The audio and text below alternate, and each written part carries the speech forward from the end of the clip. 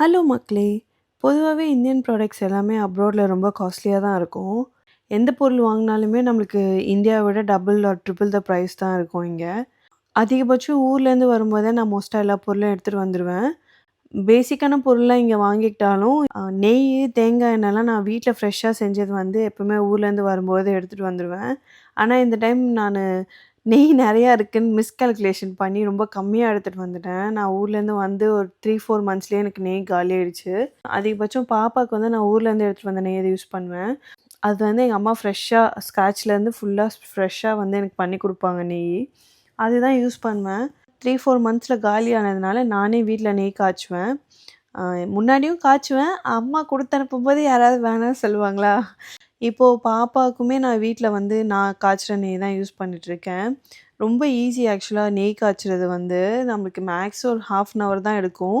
ஆனா ரொம்ப ரொம்ப நல்லாருக்கும். நம்மளுக்கு ஃப்ரெஷ்ஷாவும் இருக்கும். ப்ரிசர்வேட்டிவ்ஸ்லாம் இல்லாம, அவ்ளோ ஸ்பெண்ட் பண்ணி வாங்க வேண்டாம். ஸோ நெய் வந்து எப்படி காய்ச்சுறதுன்னு பார்ப்போம். நான் வந்து 250 கிராம்ஸ் 2 பட்டர் 500 கிராம்ஸ் தான் வாங்கியிருக்கேன். மோஸ்ட்லி அலுமினியம் பாத்திரம் தான் எடுத்துக்கோங்க நெய் காய்ச்சறதுக்கு. ஏன்னா, சில்வர் பாத்திரம் யூஸ் பண்ணீங்கன்னா, கொஞ்ச நேரத்தில பட் பட் பட்டுன்னு வெடிக்கிற மாரி இருக்கும் நம்மளுக்கு. அந்த நெய் வந்து சைட்லலாம் படும்போது, உங்களுக்கு சீக்கிரமா தீயிற மாரி ஒரு ஸ்மெல் வர ஆரம்பிச்சுடும். ஸோ, அதிகபட்சம் அலுமினியம் இல்லன்னா வந்து நான்ஸ்டிக் பாத்திரம் எடுத்துக்கோங்க. ஸோ, பட்டர் 2 அதில ஆட் பண்ணிட்டு, ரொம்ப ஸ்லோவ்ல சிம்ல வச்சுட்டு கலக்கிட்டே இருக்கணும். ஸோ, பட்டர் ஸ்லோவா உருகி நெறைய நுர வரும். எப்பவுமே கொஞ்சம் பெரிய பாத்திரமா யூஸ் பண்ணுங்க. சின்ன பாத்திரம் வச்சீங்கன்னா, நல்லா பொங்கி ஸ்டவ் எல்லாம் கொட்டிடும். பெரிய பாத்திரமா வச்சு காய்ச்சினா நம்மளுக்கு ஈஸியா இருக்கும். அப்பப்போ கலறி விட்டுட்டே இருக்கலாம். ஆனா சிம்லயே வச்சு கலக்கிட்டே இருந்தோம்னா, ஒரு பாயிண்ட்ல வந்து நல்லா பாயில் ஆகி, அந்த பட்டர் வந்து கிளியரா இருக்கும். எந்த நுர இல்லாம நம்மளுக்கு பார்க்கும்போதே கண்ணாடி மாரி கிளியரா தெரியும். அந்த மாரி இருக்க ஸ்டேஜ்ல வந்து கொஞ்சமா கல் உப்பு, ரொம்ப கொஞ்சமா. நான் வந்து அன்சால்டட் பட்டர் வச்சு தான் நெய் காய்ச்சிருக்கேன். சால்டட் வந்து ரொம்ப உப்பா இருக்கும். இன்கேஸ் நீங்க லைட்லி சால்டட் பட்டர் வாங்குனீங்கன்னா, உப்பே போட தேவையில்ல.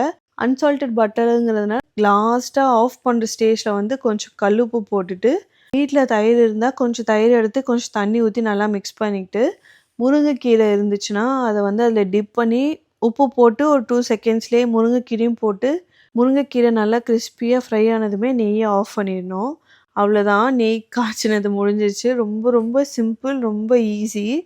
முருங்கைக்கீரை வந்து இல்லன்னா, நம்ம வந்து கருவேப்பிலையும் யூஸ் பண்ணிக்கலாம். ரொம்ப கம்மியா கருவேப்பிலைய எடுத்து, இதே மாரி தயிர்ல டிப் பண்ணி, நம்ம போட்டு காய்ச்சினோன்னா, கடையில வாங்குற மாதிரி அப்படியே மணல் மணலா இருக்கு அப்படின்னு சொல்லுவாங்கல்ல, அந்த மாரி இருக்கும் நெய். ரொம்ப ரொம்ப டேஸ்ட்டா இருக்கும். இந்த உப்பு முருங்கீரைய தயிர்ல நனைச்சுலாம் ஃப்ரை பண்ணும்போது, கீழ கொஞ்சம் ஒரு மாரி ப்ரவுன் லேயர் வரும். அது வந்து காமன் தான். அது வந்து எதுவும் பண்ண தேவையில்ல. இப்போ வந்து நல்லா ஸ்டவ் எல்லாம் ஆஃப் பண்ணிட்டு கொஞ்ச நேரம் ஆற விடணும். ரொம்ப நேரம் ஆற விடக்கூடாது. ஸோ நெய் வந்து கெட்டியாயிடும். அதனால கொஞ்சம் ரொம்ப சூடு இல்லாம கொஞ்சம் வெது வெதுன்னு சூடு வந்தப்புறம் சில்வர் வடிகட்டி யூஸ் பண்ணுங்க. பிளாஸ்டிக் யூஸ் பண்ணீங்கன்னா, உங்களுக்கு வந்து டக்குன்னு உருகிடும் நெய் ஊத்துனதுமே. ஸ்டெயின்லெஸ் ஸ்டீல் வடிகட்டி யூஸ் பண்ணீங்கன்னா, உங்களுக்கு ஈஸியா இருக்கும். ஸோ எந்த பவுல்ல இல்ல எந்த எந்த பாத்திரத்தில வந்து நெய் வேணுமோ, அதில வந்து வடிகட்டி வச்சுட்டு, நீங்க டைரக்ட்டா ஃபில்டர் பண்ணி ஊத்திடலாம். ஏன்னா, நீங்க அதுக்கப்புறம் இந்த முருங்கைக்கீரை, அந்த உப்புலாம் அப்பப்போ நம்மளுக்கு தட்டுப்படாம இருக்கிறதுக்கு, நல்லா ஃபில்டர் பண்ணி நெய் ஊத்தி வச்சுட்டு மூடி வச்சுருங்க. அவ்வளோதான் நெய் ரெடி. அடுத்த நாள் வந்து ஓப்பன் பண்ணி பார்த்தீங்கன்னா, அப்படியே வாசம் கம கமன்னு இருக்கும். அப்படியே எப்படி இருக்கு பாருங்க, மணல் மணலா. இது வந்து நான் நேத்து காய்ச்சின நெய் தான். எவ்வளோ சூப்பரா இருக்கு. இது வந்து அப்படியே சாப்பிடவே ரொம்ப நல்லாயிருக்கும். அந்த மணல் மணலா இருக்கிற டெக்ஸ்சர் வந்து அப்படியே நாக்குல தட்டுப்படும்போது அவ்வளோ டேஸ்ட்டா இருக்கும். ரொம்ப ஹெல்தியும், ரொம்ப ஈஸியும் ஆக்சுவலா நம்மளே வீட்ல நெய் செஞ்சுக்கலாம்.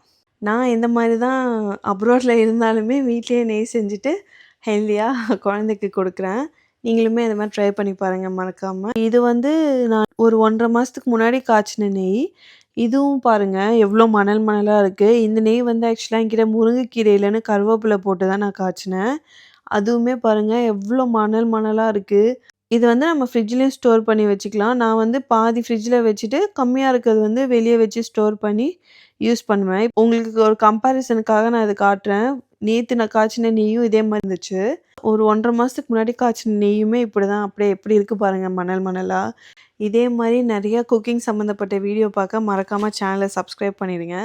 நன்றி மக்களே! டாடா!